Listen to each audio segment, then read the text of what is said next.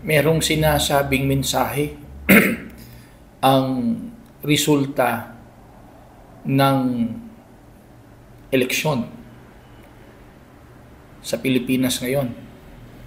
Kung ikaw ay mapagmasid, mapagbasa, at mapakialam sa mga pangyayari, meron kang makikitang mensahe. Hindi ito kuro-kuro o hindi ito gut feel, but ito ay base sa mga data at impormasyon na ating makikita. But bago natin ipagpapatuloy ang balitaktakang ito, ay uminom muna tayo ng Genesis Organic Spirulina. Sapagkat ang Genesis Organic Spirulina ay isang natural food supplement at hindi ito synthetic. Ito ay merong maraming mga nutritional contents na kailangan ng ating katawan. At ito ay tinanim sa isang fresh mineral water in an environment with a very low pollution. Kaya napakaganda nito mga kaistorya. Ito, Genesis Organic Spirulina. Ito ay mabibili online at sa mga Mercury Drug Stores and pharmacies nationwide.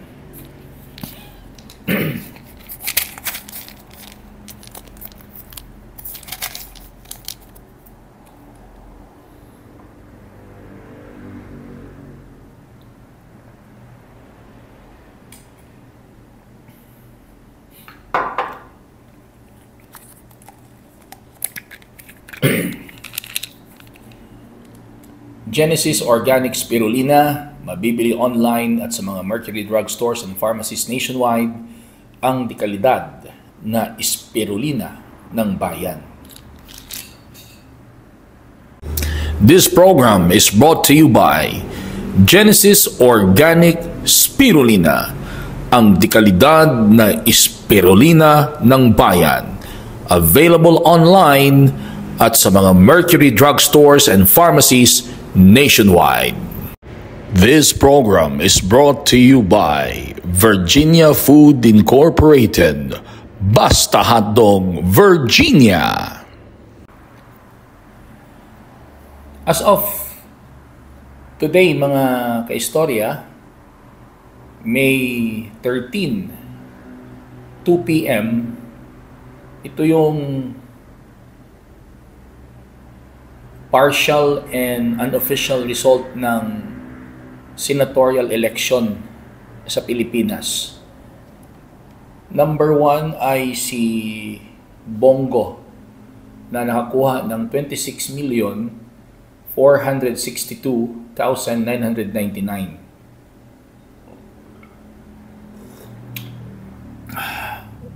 Bam Aquino, 20,627,141.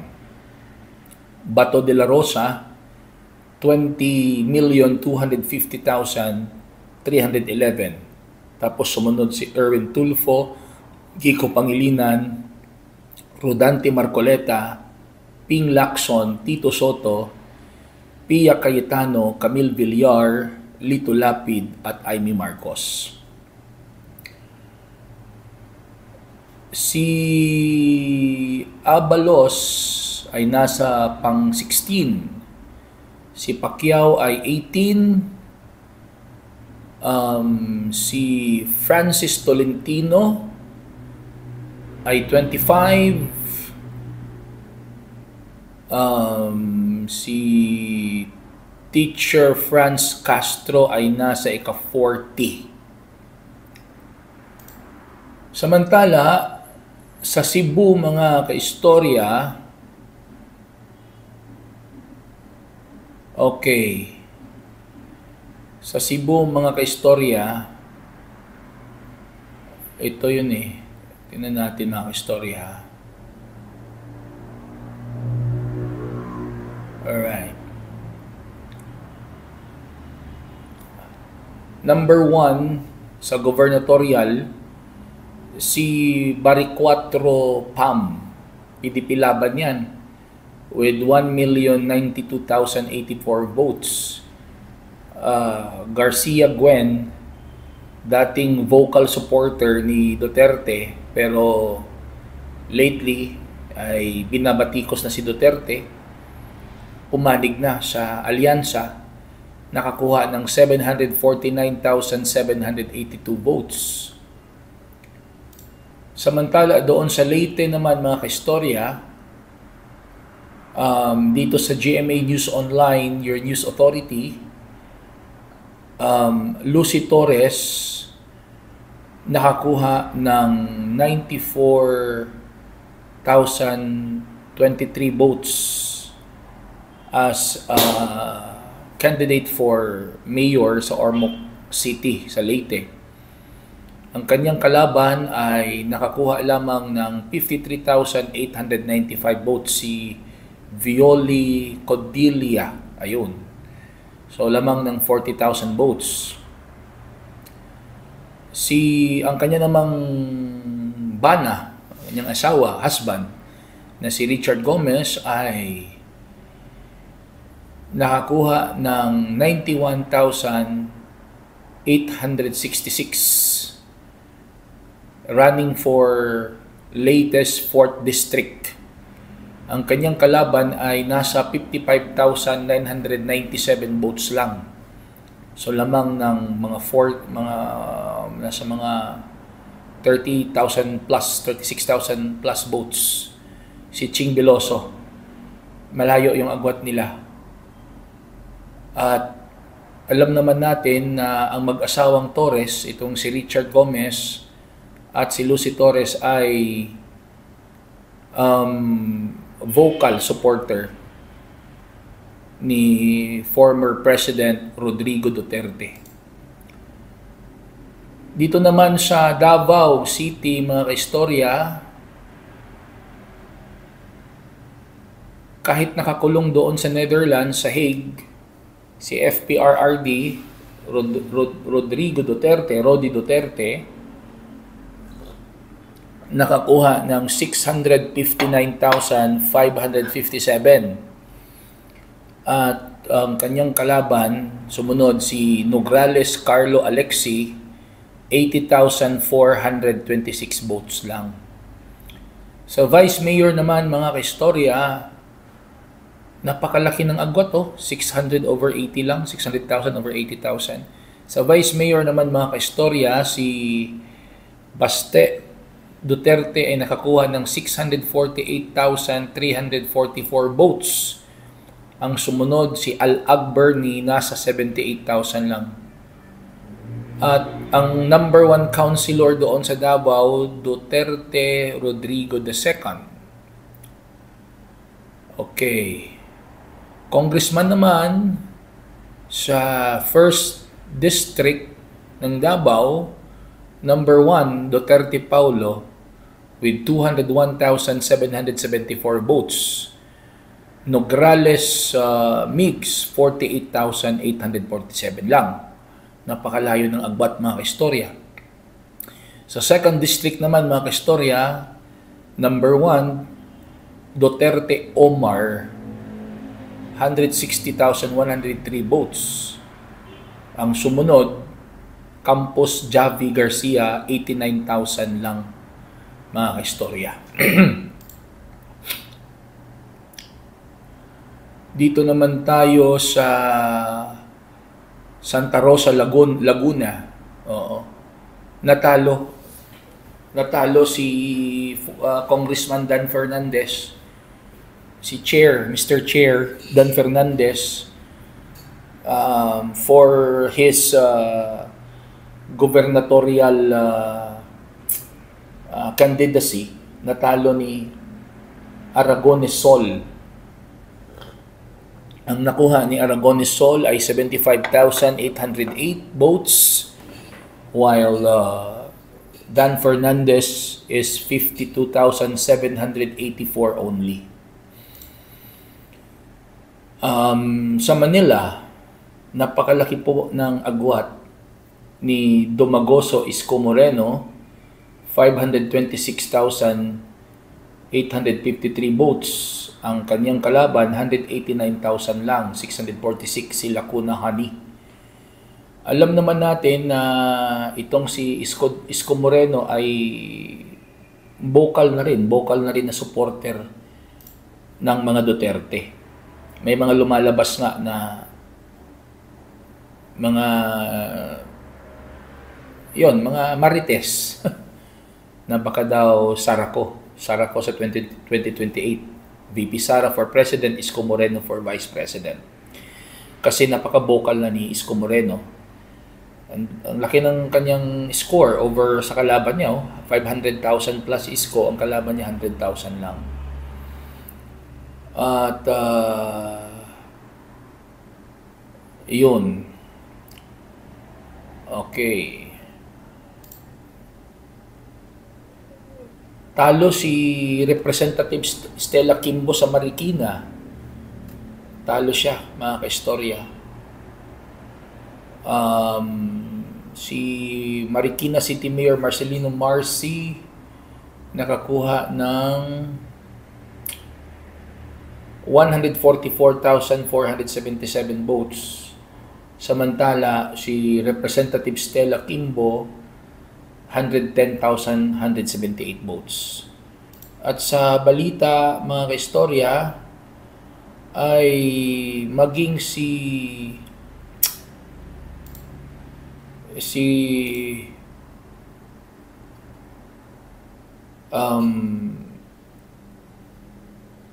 Representative Benny Abante ay parang trailing pa, no? Naghahabol doon sa kaniyang distrito. Ano ang nais kong iparating dito, mga kaistorya? Hindi ko na mauubos pag-review lahat ng mga election results kasi mauubos lang ang oras natin. Pero ano ang sinasabi ng mga resultang ito? Uulitin ko, mga kaistorya, hindi po ako Duterte supporter. Hindi rin ako BBM supporter. Ako ay sumusuporta sa bansang Pilipinas at sa mga Pilipino. Kung ano lang yung makikita ko, yun lang sasabihin ko. Kaya kung ma-observe nyo yung aking mga opinion, wala pong below the belt dito. Talagang patas lang po at objective lang. Ito naman po ay personal ko lang naman na analysis, mga istorya. The data presented by the election results indicate that the Philippines, the Filipino people still trust the Dutertes. Naniniwala pa rin ang maraming mga Pilipino kay former President Rodrigo Roa Duterte. Isipin mo yan, mga kaistorya, Bongo. Sino bang Bongo? Kilalang kilala na sidekick ni Duterte. Kung ayaw na ng mga Pilipino sa mga Duterte, galit sila sa mga Duterte o naniniwala sila na maraming pinatay si Tatay Digong, o kung naniniwala silang salot si Tatay Digong sa Pilipinas, sa tingin ko hindi makukuha ni Bongo ang number 1 place sa senatorial election. Nakakuha siya ng 26 million votes, mga kaistorya. Ang sumunod sa kanya ay 20 million lang, si Bam Aquino. At makikita natin, mga kaistorya, na yung mga kandidatong identified na ayaw sa mga Duterte ay marami sa kanila ay hindi nanalo sa eleksyon. Merong nanalo pero talagang gitgitan yung laban. So, the 2025 election result said that the Philippines still trust the Dutertes. Masasabi kong yung kanta na Pilipinas, Duterte pa rin ay, kung pagbabasihan natin yung data ng eleksyon, mga kaistorya, ang Pilipinas ay Duterte pa rin. Bakit ko ginawang topic ang isyong ito? Hindi para manira, hindi para siraan si President Bongbong Marcos Jr.